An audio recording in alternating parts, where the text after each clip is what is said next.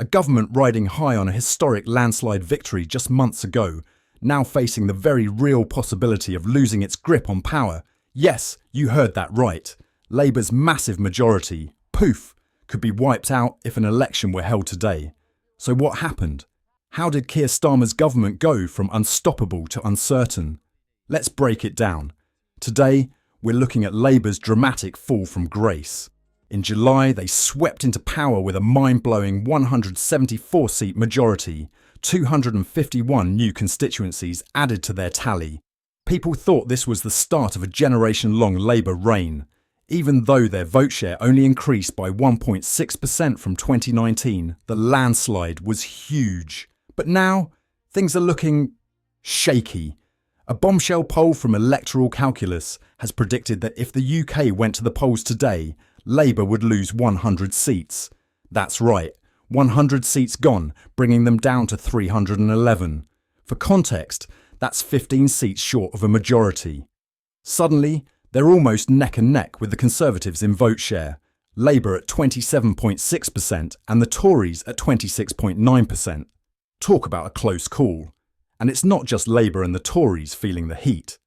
Reform UK, led by Nigel Farage, is predicted to double its seats, jumping from 5 to 12, with a notable boost in vote share.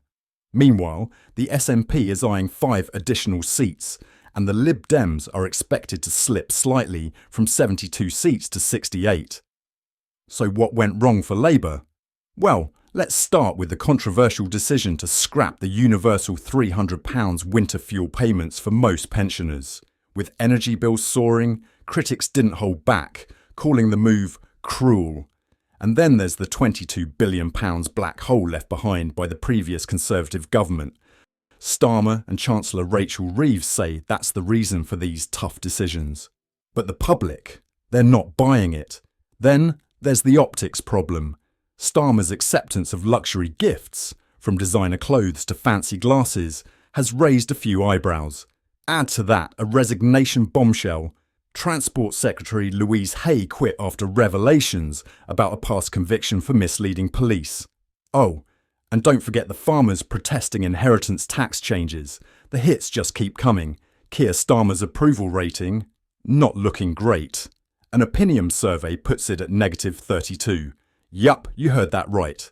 A significant uptick in disapproval has left Starmer looking more unpopular than ever, but it's not over for Labour. Later this week, Starmer is set to unveil what he's calling his plan for change, a bold reset for the government. In his words, the most ambitious yet honest programme for government in a generation.